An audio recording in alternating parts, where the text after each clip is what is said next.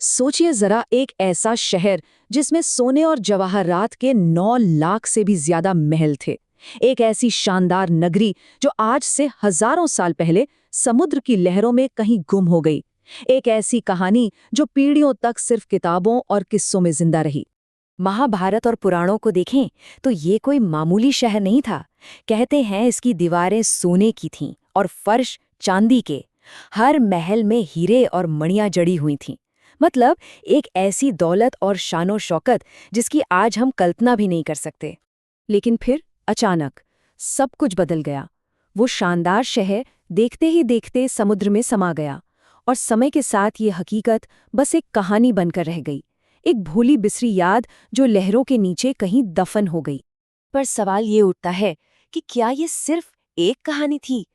क्या हो अगर वो भव्य शहर सच में था और आज भी समंदर की गहराइयों में अपने राज छिपाए हुए है? तो चलिए इस कहानी की तह तक चलते हैं। बात है साल 1983 की। गुजरात के तट के पास भारत के पुरातत्व विभाग की एक टीम समंदर में उतरने की तैयारी कर रही थी।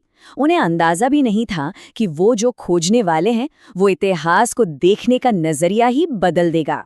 जरा वो पल सोचिए, गोताखोर पानी की गहराइयों में उतरे और उन्हें वहां रेत और चट्टानों के बीच कुछ ऐसा दिखा जो कुदरती नहीं लग रहा था।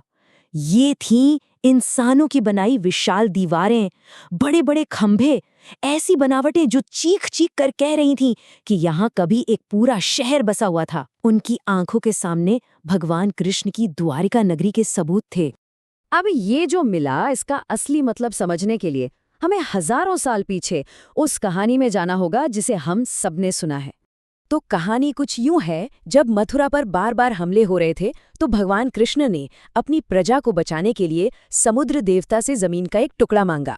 समुद्र ने उन्हें 12 योजन मतलब आज के हिसाब से करीब करीब 150 किलोमीटर जमीन दी और इस जमीन पर देव शिल्पी विश्वकर्मा ने एक ऐसा शहर बनाया जो खूबसूरत भी था और सुरक्षित भी। और इसके विशाल दरवाजों की वजह से इसका नाम पड़ा द्वारिका। और ये शहर अपने वक्त से कहीं कहीं आगे था। हम बात कर रहे हैं वेल प्लान्ड सड़कों की, एक बड़े बंदरगाह की और पानी सप्लाई करने के एडवांस्ड सिस्टम की। भागवत पुराण के हिसाब से ये महलों, बाग बगीचों और बाजारों से सजी एक सोने की नगरी थी। तो सवाल ये है कि इतना शानदार, इतना सुरक्षित शहर आखिर गायब कैसे हो गया? देखिए, जो शहर देवताओं ने बनाया हो वो यूं ही खत्म नहीं होता। इसके पीछे थी एक भविष्यवाणी और 2 भयानक श्राप। हुआ ये कि महाभारत युद्ध के बाद रानी गांधारी ने गुस्से में आकर कृष्ण के पूरे यदुवंश को आपस में लड़कर खत्म हो जाने का श्राप दिया। फिर कृष्ण के बेटे सांब ने ऋषियों का मजाक उड़ाया तो उन्होंने भी पूरे कुल के विनाश का श्राप दे दिया। धीरे धीरे ये श्राप सच होने लगे। यदुवंशी अहंकारी हो गए और नशे में एक दूसरे को ही मारने लगे। और आखिर में जब श्री कृष्ण ने अपनी देह त्यागी तो समंदर ने अपनी दी हुई जमीन वापस ले ली और पूरी द्वारका नगरी को अपनी लहरों में डुबो दिया। सदियों तक द्वारका की कहानी सिर्फ किताबों में जिंदा रही। लेकिन फिर एक शख्स आया, एक समर्पित पुरातत्वविद, जिसने तय किया कि वो इस कहानी को हकीकत में ढूंढ निकालेगा। असल में ये खोज 1930 के दशक में ही शुरू हो गई थी, जब मछुआरों ने पानी के नीचे कुछ अजीब चीजें देखने की बात कही। 1963 में पहली बार खुदाई भी हुई, लेकिन असली गेम चेंजर मोमेंट आया 1979 में, जब डॉक्टर एस.आर. राव ने भारत की पहली मरीन आर्कियोलॉजी यूनिट बनाई। बहुत कम पैसे और पुरानी टेक्नोलॉजी के बावजूद उनकी टीम ने लगभग 10 साल में 12 बार समंदर में खोज की। और यही बात डॉक्टर राव को सबसे अलग बनाती थी। जब बाकी लोग इन कहानियों पर शक कर रहे थे, तब उनका मानना था कि हमारी पुराण सिर्फ धार्मिक कथाएं नहीं बल्कि इतिहास के डॉक्यूमेंट्स हैं। और इसी एक सोच ने उनकी दशकों लंबी खोज को दिशा दी। विश्वास तो था, लेकिन साइंस को चाहिए होते हैं सबूत।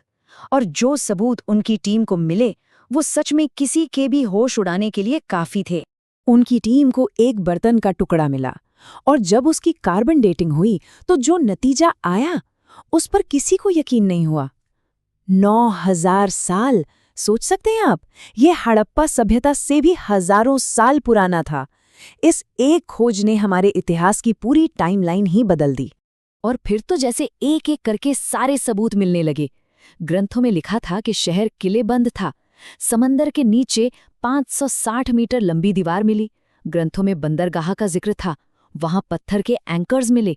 ग्रंथों में बड़े बड़े हॉल थे, वहां 30 से ज्यादा पत्थर के खंभे मिले। ये सब सिर्फ इत्तेफाक तो नहीं हो सकता है ना? यही नहीं, बाकी चीजों के वैज्ञानिक डेटिंग ने भी इस बात को पक्का कर दिया कि ये बस्ती सीधे सीधे महाभारत के टाइम पीरियड से जुड़ी थी। और कुछ चीजें तो उससे भी पुरानी थीं, जो एक ऐसी सभ्यता की ओर इशारा करती हैं जो शायद दुनिया की सबसे पुरानी सभ्यताओं में से एक हो। तो ये तो साफ हो गया कि द्वारका सिर्फ एक कहानी नहीं थी, वो हकीकत थी। लेकिन इस खोज के आज क्या मायने हैं? अब देखिए, ये कितना दिलचस्प है। एक तरफ हमारी पौराणिक कथा कहती है कि समंदर ने अपनी जमीन वापस ले ली, और दूसरी तरफ आज की साइंस क्या कहती है? साइंस कहती है कि हजारों साल पहले सी लेवल अचानक बहुत तेजी से बढ़ा था, शायद किसी बड़ी सुनामी की वजह से। मतलब दोनों बातें एक ही तरफ इशारा कर रही हैं। और इस ऐतिहासिक विरासत का महत्व आज भी उतना ही है। अभी हाल ही में फरवरी 2024 में प्रधानमंत्री नरेंद्र मोदी ने खुद उस जगह पर जाकर डाइव किया। उनका वहां मोर पंख अर्पित करना ये दिखाता है कि द्वारका आज सिर्फ एक डूबा हुआ शहर नहीं है, ये हमारी संस्कृति और इतिहास का एक जिंदा हिस्सा है। तो आखिर में द्वारका की ये पूरी कहानी हमें एक बहुत बड़ी बात सिखाती है। ये दिखाती है कि आस्था और विज्ञान, ये दो अलग अलग चीजें नहीं हैं, ये तो एक ही मंजिल तक पहुंचने के दो अलग अलग रास्ते हैं।